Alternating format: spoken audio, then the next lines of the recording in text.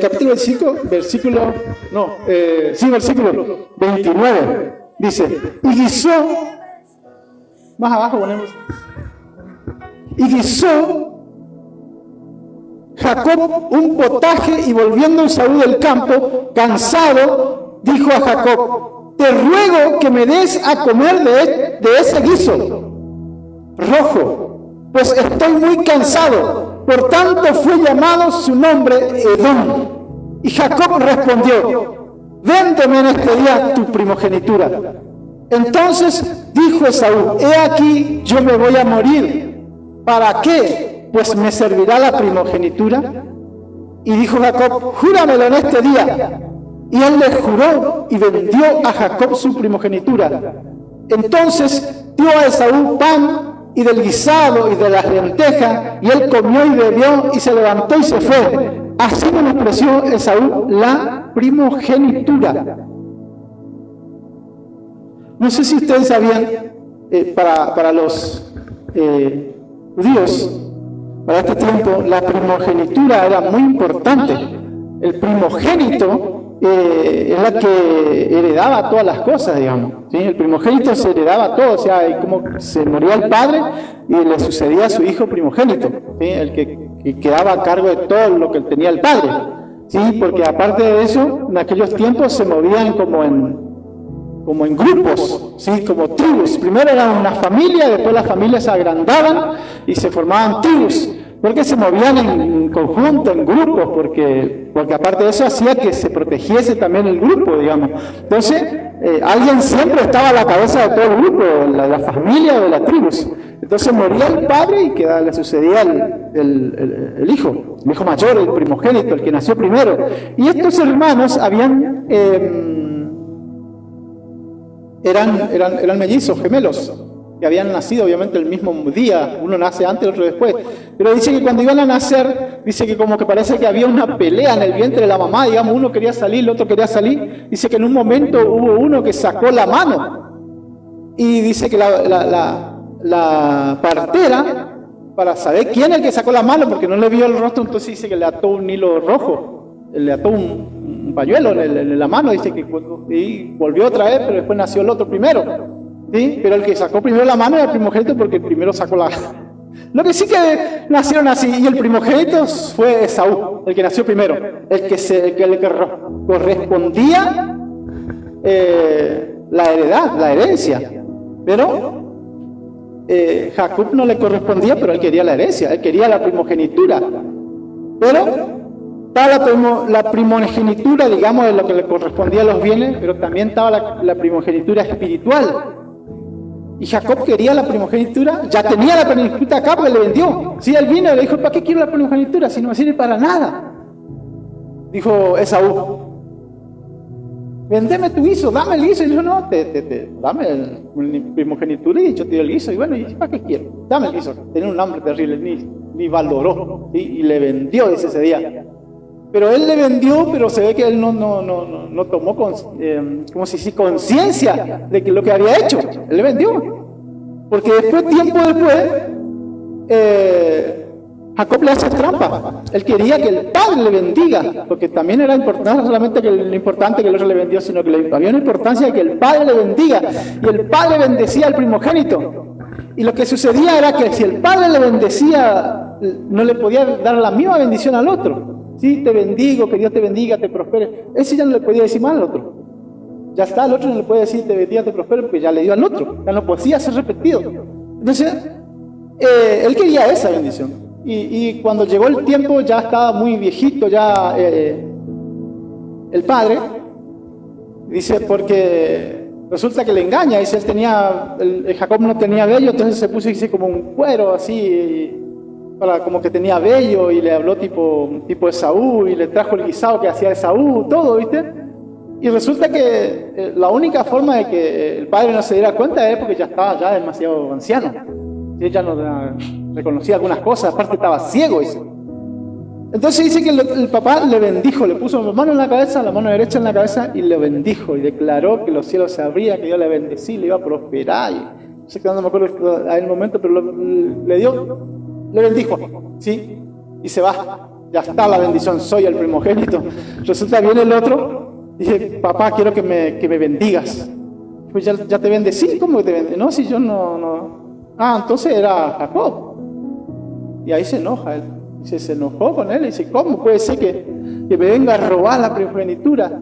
Pero igual bendecime igual, le dice. Porque a Jacob le dice que él iba a estar sobre los hermanos. Le da autoridad para estar sobre los hermanos y sobre la generación. Y bueno, y cuando le bendice al otro le dice, vas a estar debajo de la autoridad de tu hermano. Le dice, sí. La bendición que le dio, o sea, lo perdió. Y se enojó y ese día juró matar a su hermano. ¿Sí? Ese día juró matar a su hermano y que lo iba a matar cuando moría su padre. Y entonces el otro se entera y se escapó, se fue. Pero lo que acá quiero tomar es que él no valoró la primogenitura, no valoró la bendición. Y para él en ese momento no tenía importancia, no servía, pero al tiempo, ¿sí? Para él iba a ser importante, porque él iba a ser jefe de la tribu, él iba a tener autoridad, hasta la bendición de Dios sobre él, ¿sí? Y todo eso. Entonces la herencia, la promesa que Dios había puesto sobre el padre, sobre Abraham, sobre Isaac, ¿sí? Y ahí no le llegó a Esaú, porque la ligó el otro, y fue más vivo que él, ¿sí? Él quería, él valoró la primogenitura, pero él no valoró, lo valoró cuando era tarde. Entonces esto es lo que nosotros tenemos que tener en cuenta. Muchas veces nos vamos a encontrar con situaciones parecidas, que en ese momento no tiene importancia, ¿no? Como por ahí de repente decir, bueno, ir a la iglesia, estoy cansado, bueno, puedo ir, y toda una historia, cuando aparecen argumentos, pero aparecen miles de argumentos, y todos son buenos, ¿viste? Todos son buenos, todos. Pero el punto es que nos vamos enfriando, deja pasar un día, pasar otro, como el tema de que no venís a orar, no venís a ayunar. O sea, no te metés en el río de Dios, te salís de afuera, primero ahí metés el piecito nomás ahí, porque está rico el agua, y está lindo, y está fría, está fresquita el agua, y todo lindo, pero después ya ni venía a meter el pie, nada. Ya después ya lejos nomás. Después ni te acordás que hay río, no te acordás ni que hay agua. Ya te das cuenta recién cuando ya está en el sequedal. Cuando de repente empezás a meter tu mano en tu bolsillo y no pasa nada, no hay nada, te vas a meter la tarjetita ahí, lo único que te aparecen las cuentas. Sí, y ahí, bueno, y ahí les pasa a muchos, y de repente hacen un montón de cosas mal, y quieren de repente que Dios les solucione todo en una cosa. Yo le contaba ya otra vez una película que hace rato está ya esa película, y creo que se llama OK, o también se llama El Control, la película. Y se trata de que un hombre era empresario, tenía su familia, su esposa, sus hijos, y él empezó a tener éxito en su empresa y le iba bien. Y él estaba enfocado en su empresa, y él no quería tener ningún problema. Todos los problemas, él trataba de evitar los problemas. Y de repente alguien viene, y ahora ha sido el diablo que vino, le da un control. Le dice, ¿sabes para qué sirve este control? Le dice, ¿sabes para qué sirve este control? ¿Sabes para qué sirve este control? Le dice, vos apretás este acá, cuando vos tenés problemas, sucede problema, vos apretás el control y corre. Pasó el problema, vos apretás y sigue la vida tranquilamente. Entonces vos te vas evitando los problemas. Venía y tenía el control en el bolsillo. Venía de repente a la casa y discutía con la mujer y lo hacía correr. Pasó ese momento, tranquilo, no hay más pelea, no hay discusión, nada. Problema con los hijos, control ahí, pasaba el árbol, seguía el control, ¿viste? Problema, qué sé yo, con los empleados, ahí apretaba, ¿viste? Y hacía el rewind, no sé cómo se llama, cuando hace correr, ¿viste? Hacía, corría la cinta, corría para adelante, ¿viste? Y seguía así. Y ese, primero era momentáneo, pero después se envició. Para todo hacía correr la cosa. Había un problema con el empleado en el trabajo, hacía correr. No sé qué habrá pasado en el él no se enteraba, porque él ya está en la otra etapa, digamos, ¿sí? En el otro, como decía en el otro capítulo, ¿sí? Donde iba bien. En cuanto él tenía problemas, otra vez. Y un día se dio cuenta que pasó. Los hijos estaban grandes, los hijos ya se habían casado, y él ni se enteró qué pasó. Así como que de repente cayó en la conciencia de como que él se había enfermado y estaba enfermo y nadie iba a verlo. ¿Por qué no viene mi esposa? Nadie viene acá. De repente aparece un muchacho grande, así, ya de barra, mayor. Digo, ¿quién soy? Le dije, papá, le dice, ¿qué pasa? Que papá no me conoce, le dice. ¿Cómo que papá? ¿Vos que sos? Soy tu hijo, le dice, ¿viste? Hizo pasar todo, que no se da cuenta que el hijo ya había crecido. Y viene el otro, viene la hija. Y dice, papá, ¿vos sos mi hija? No me di cuenta en el momento que vos creciste. ¿No? Dice, ¿cómo que no? ¿Cómo no te has acordado? ¿Cómo perdiste la memoria? Le decía, ¿viste? ¿Y dónde está tu mamá? Y no, si ya no estaba casado con ella. Le decía. Dice, está casado con fulano de tal. Hace tanto que ya te divorciaste. Pero ¿y cómo? Él no sabía qué pasó, digamos, no. Y pasó la vida, digamos, y él tratando de buscar los mejores momentos, digamos, para no tener ninguna clase de problema. Entonces, ¿qué entendí a través de esto? Que los problemas van a suceder, van a pasar, y tenemos que enfrentar, ¿sí? Tenemos que enfrentar los problemas, solucionar los problemas. Los que no podemos solucionar, bueno, ahí van a estar, pero pasa la vida, digamos, todo es proceso, todo es parte de nuestra vida. Y si nos pasamos esto, nos vamos a perder otra cosa. De repente, bueno, decimos, no, ¿cómo es? ¿Cómo es Saúl? Ese momento no era importante, ¿eh? No voy a leer, eso no es importante, no voy a la oración tampoco es importante, el ayuno tampoco es importante, eso no tengo ganas. Al fin y al cabo voy y vengo ahí, a veces vengo lo mismo, a veces vengo parece más cargado. O a veces parece que voy y lo único que hago es dormir ahí en vez de estar orando. Bueno, a mí me pasa a veces eso. No sé, a ustedes capaz que no. Pero bueno, y ahí, ¿pero qué pasa? Todo eso es como que vos estás sembrando, ¿sí?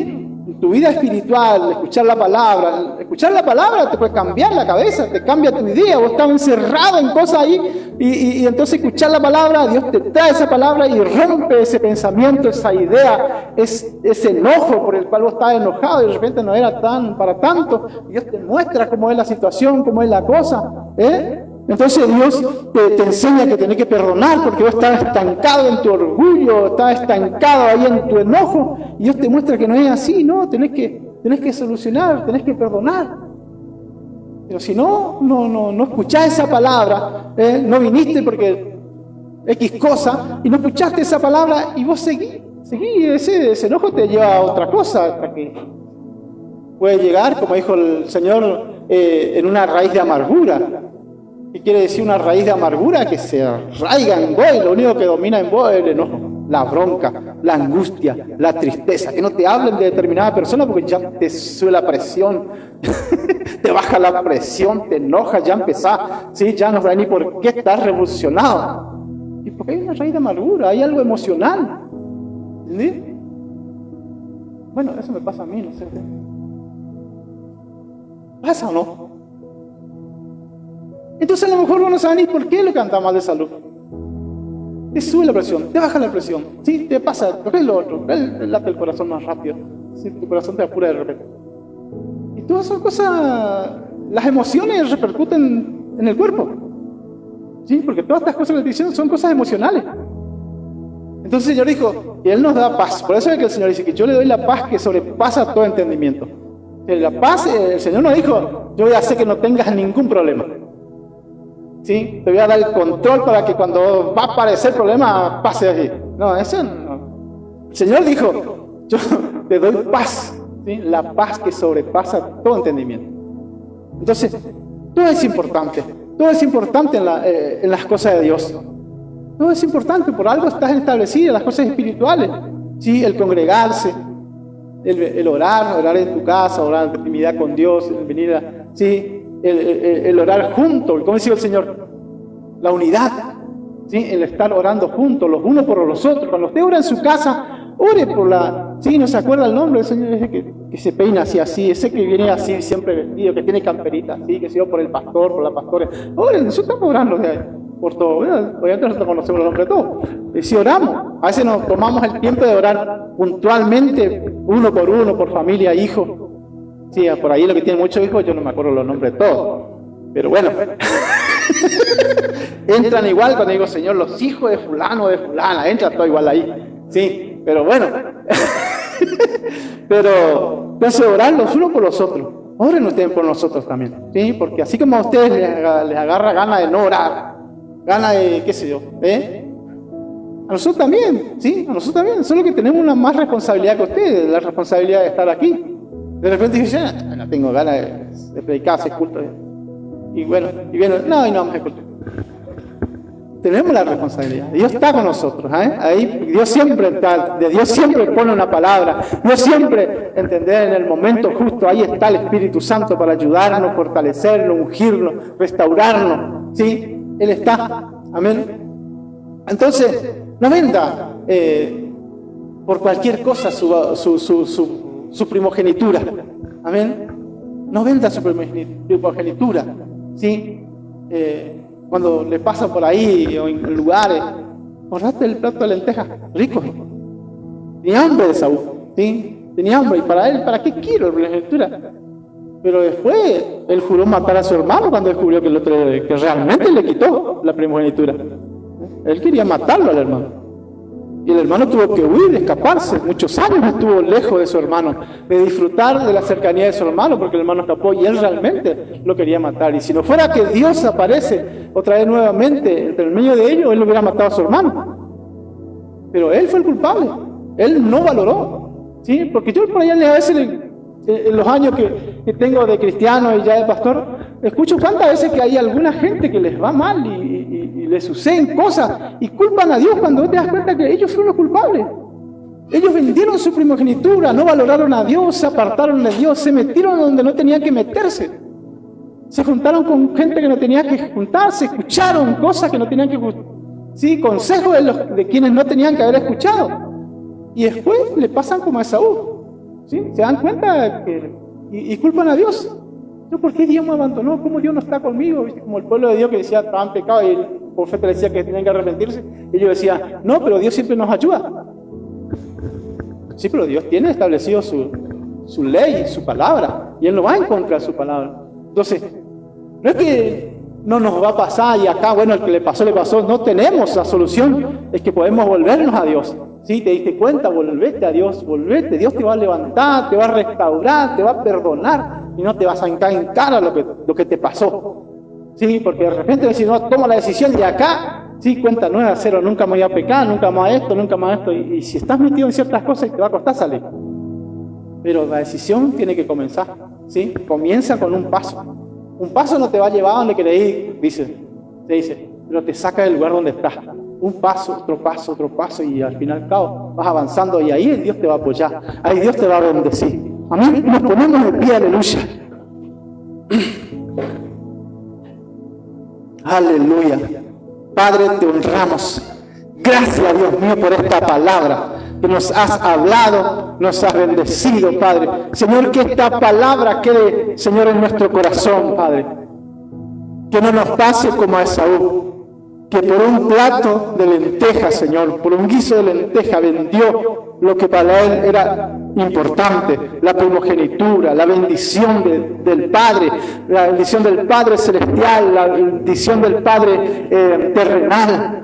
Él lo valoró y lo vendió, Señor, pero después lloró lágrimas amargas. Señor, yo te pido por cada uno de mis hermanos, Señor, ayúdanos, Señor, a saber leer y comprender el momento en que vivimos, Señor. Que no vendamos nuestra primogenitura, Padre. Que le demos valor, Señor, a cada cosa, a cada palabra, a cada oración, a cada cosa que tú nos hablas y nos dices, Señor. Yo te pido, Señor, que esta palabra quede atesorada en nuestro corazón, en el corazón de mis hermanos y de mis hermanas, Padre. En el nombre de Jesús, que tú les hables personalmente. Espíritu Santo, te pido, háblales personalmente a cada uno, Señor. Tú los conoces, tú sabes lo que para cada uno de ellos sería ese plato de lenteja. Señor, dales claridad. Te lo ruego, te lo pido en el nombre de Jesús.